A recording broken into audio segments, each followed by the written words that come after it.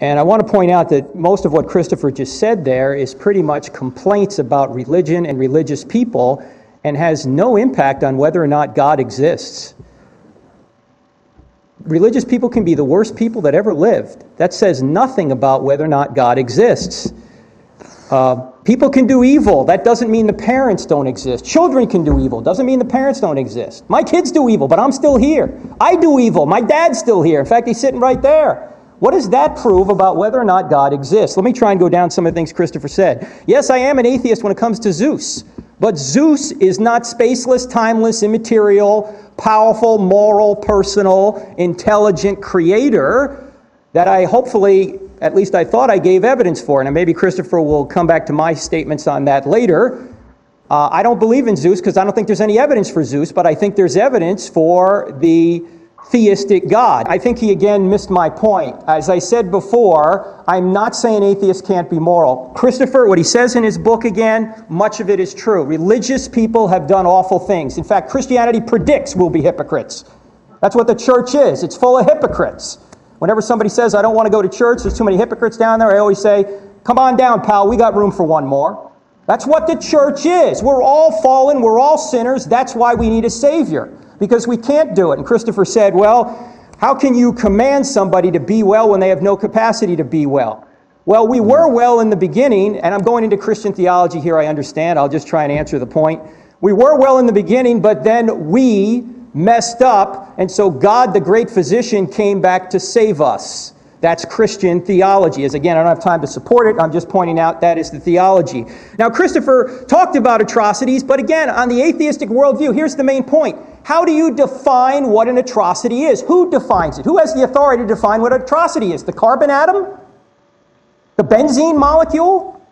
I'm not saying you have to believe in God to be moral. I'm not saying that only religious people are moral. I'm not saying atheists can't be moral. I'm not saying atheists don't know morality.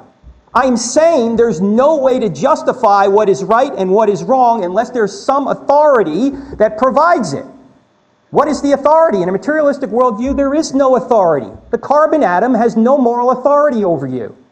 And it seems that Christopher goes on and on about how he does not want to be under some kind of divine totalitarianism. That is a moral rejection of God. Where does he come up with this immoral totalitarianism? His worldview does not afford immorality because his worldview does not afford morality. He has to borrow from the Christian worldview in order to argue against it. In fact, he has to sit in God's lap to slap his face. Where does he get morality from? Where does he get reason from? Where does he get mathematics from? Where does he get consciousness from? Where does the universe... He said there are explanations for where the universe came from. Atheistic, I'd love to hear them. I haven't heard one yet. How does something come from nothing with extreme fine-tuning? What is the explanation for that? He said there are arguments for the beginning of life that are naturalistic. Not according to the people who are studying the matter. How about Francis Crick?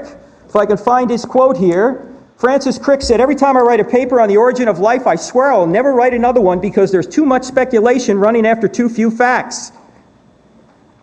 Mark Kirshner of Harvard and John C. Gerhardt of Berkeley said, everything about evolution before the bacteria-like life forms is sheer conjecture.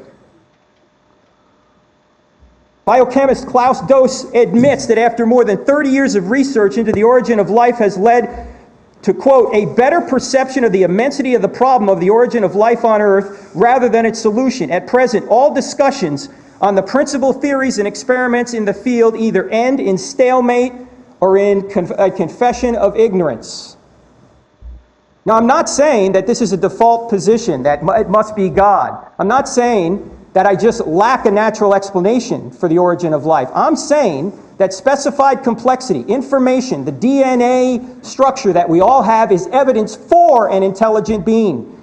Because information only comes from minds. The laws of ink and paper did not create, God is not great.